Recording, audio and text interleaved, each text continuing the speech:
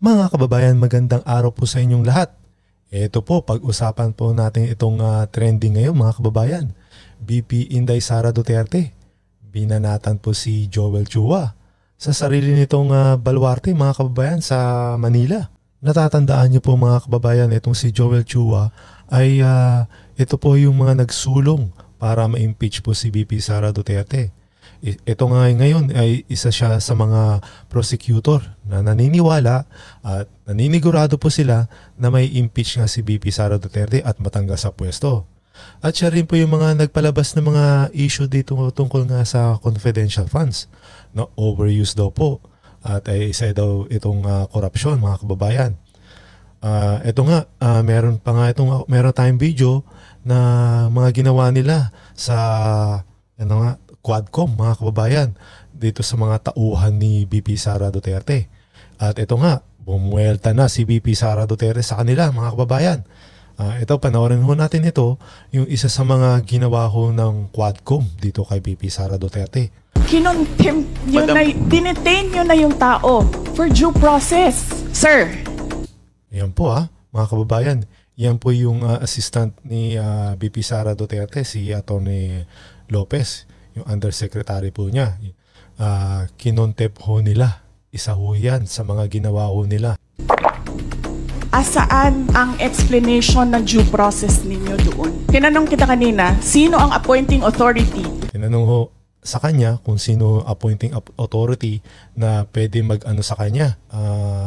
Kasi nga ho, na nakulong ho ito, na-contempt nila at dun sa extension na gusto nila na mag-stay nga dun sa sa Kongreso mga kababayan at manatili nga ho doon na makulong. Yusek ng ASEC, anong sagot mo? Secretary, hindi mo alam. Kita sumagot. Camera. Napapalunok po ito si Joel Chua dahil sa ginagawa ho nila. You need to reconsider that extension of your detention. It was illegal in the first place. Yan na po ang sinasabi ni VP Sara Duterte kasi si VP Sara Duterte ay ito, abogado mga kababayan. So itong mga tulonggis na itong mga congressman na to ay hindi ho sila abogado. So nagdudunong-dunungan ho sila. So parang lumalagpas ho na sila sa kanilang mga ginagawa. Dahil nga parang nakakaabuso na ho yung mga ginagawa nila mga kababayan. Hindi naman ho sila ang judge. You asked the president why he accepted the resignation. Do not ask due process. I think the proper remedy is for you to go to the court. Isa pa ho itong si Akop mga kababayan. Hindi rin ho yan abogado. So nagdudunog-dunungan. Ito ang sinasabi ni VP Sara Duterte. Makikita nyo kung ano yung sasabihin niya dito kay Akop. Do you really want to show the Filipino people kung anong kaalaman ninyo sa batas? Ayan. You wanna really show to the Filipino people kung anong kaalaman nyo sa batas. Wala nga ho alam sa batas mga kababayan. Sila ho gumagawa ng batas pero hindi ho nila alam mga kababayan. Ang sinasabi ko lang po ay sundin po natin yung batas. Kaya nga po, sundin ang batas. Ito ang pangaral ni VP Sara Duterte sa kanila mga kababayan. Sir, sundin natin yung batas. Kasi nandito po kayo dito sa bahay ng Kongreso. Yes, sir. Yan ho. Bahay ng Kongreso, gumawa ho kayo ng batas. Hindi ho kayo yung judge. Sundin natin yung batas. Why will you penalize, punish Yusek Lopez for an act of the president? Yun ho. Ayun ang ginawa ho nila. Yun nga mga kababayan. So natameme ho sila sa sinabi ni VP Sara Duterte dito. Tinutulungan ko lang kayo, sir, kasi napapahiya ang Pilipinas. Ganito ba ang House of Representatives? Ayan ho. So natameme ho sila sa sinabi ni VP Sara Duterte. Ganito ho ba ang Kongreso sa Pilipinas? Ayan. So kinausap po sila.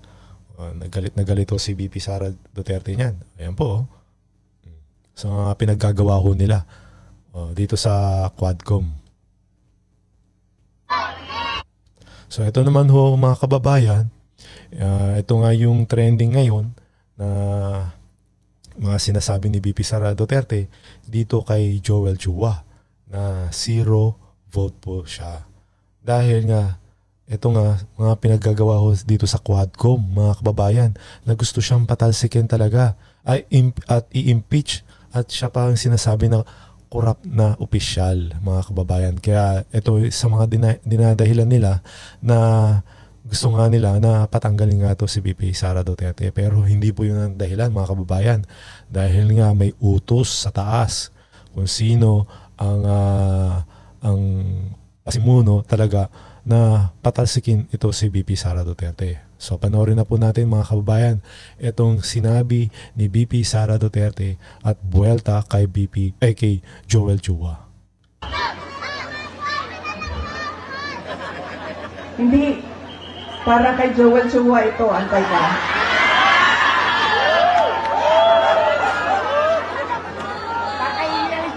Sabi ng bata, kasi sabi, bigay daw yung apple. Ibibigay ko itong apple na ito kay Apple Nieto. Ma'am, saksak mo ito sa bibig ni Apple Chua hanggang sa kanyang lalamunan, hanggang siya ay mamatay. Apple na yan. Ibigay mo kay Snow White Joel Chua. Alam niyo,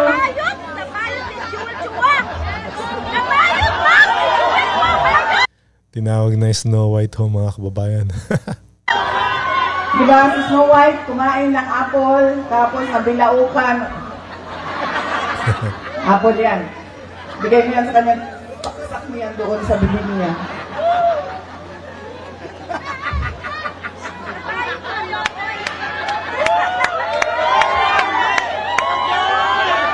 Joel Chua ba? Siya ba may-ari ng Ingbitin? Ha? Hindi. Yung may-ari ng Ingbitin. Kasi alam nyo, dala-dala niya yan lagi, yung hopya na yan doon sa House of Representatives. Tapos pinamimigay niya sa mga tao. Pag may hearing, pinamimigay niya. Nung pumunta ako doon sa hearing nila, nakaupo ako doon, nakita ko iba't ibang kulay ng NBT. Pagdating sa akin, hindi ako binigyan ng hopya. Yung pala ho dahilan, di ho siya nabigyan ng hopya, mga kababayan, si VP Sara Duterte. Ang sama nga ho naman pala, mga kalaban ho, ganun ho talaga. Hindi ho nila pagbibigyan. Nagugutom. Hindi ako karapat-dapat bigyan ng kopya. Tapos, sinasabi niya, abogado siya, nung nandoon ako at pinapaot niya ako, magsumpa ka. Sabi ko, bakit ako magsumpa? Nakalagay sa rules ninyo, ang manunumpa lang ay witness. Hindi naman ako witness dito. Resource person ninyo ako. So, bakit ako manunumpa? Ibobo siya!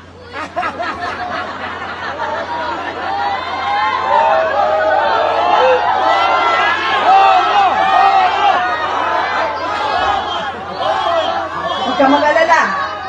Yung apple na hawak ni Apple ang solusyon.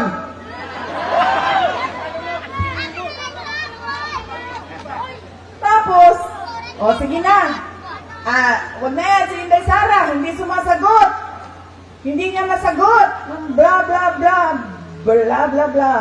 Tapos sabi ko, okay, sige, walang problema. Pinatawag nila yung mga kasamahan ko sa aming opisina. Walang problema. Sabi ko, anong gusto ninyo? O, sige, pupunta kami. Kaya naman namin sagutin yan lahat. O, di, sige.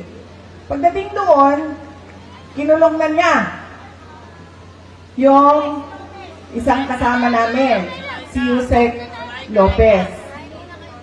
Nagalit na ako. Dahil ako naman yung hinahabol ninyo. Ako yung gusto ninyong paalisin. Ako yung gusto ninyong sirain.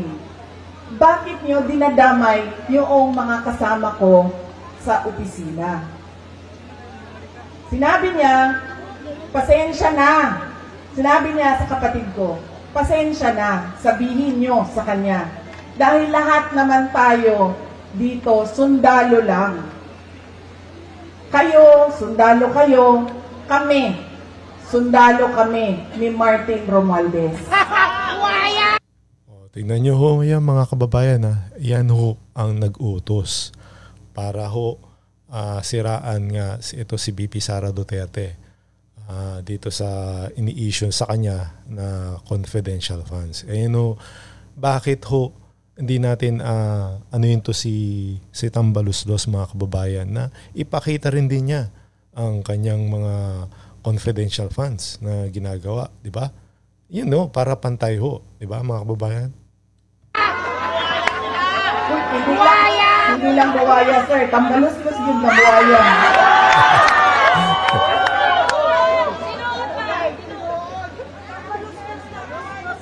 Sinagot siya ng kapatid ko, sundalo tayong lahat, pero kami, sumusunod kami sa tamang orders. Hindi kami sumusunod sa mali. Yan! Hindi ko nga alam kung paano niya napili yan si Joel Chua, pero nasabi na sa akin. Yan ang karakas ng inyong congressman. Ganyan ang pag-uugali ng inyong congressman. Hindi namimigay ng hopya. At sundalo daw siya. Hindi ko lang alam kung kaya niya yung hirap ng pagiging sundalo daw siya. Pero hindi naman niya sinusunod yung tama. Ang sinusunod niya ay yung mali.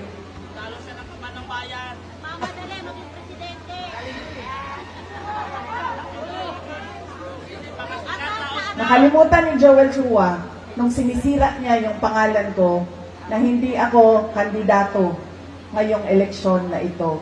Walang mawawala sa akin. Nawala naman ang pangalan ko dahil kinuha nila at niyurakan nila. Pero nakalimutan niya, kandidato siya ngayong eleksyon na ito. Yan mga kababayan, 0 vote po tayo dyan kay Joel Chua mga kababayan ha. At iano po natin, ipalit po natin si Miss Apple po. Yan mga kababayan, para ito nga hindi sunod-sunuran sa kay Tambaluslos mga kababayan. Ayun ang kailangan natin. Dahil ito nga nangyayari sa ating bansa mga kababayan, pera-pera lang ho di ba? Kaya ano ang dapat nating gawin para kay Apple nito? Kung hindi lang iboto, ano pa ang dapat natin gawin? Ikampanya. Idala sa lahat ng mga presinto. At sabihan ang ating mga kasama, bigyan nyo ng 0. Yang putang inang Joel Chua.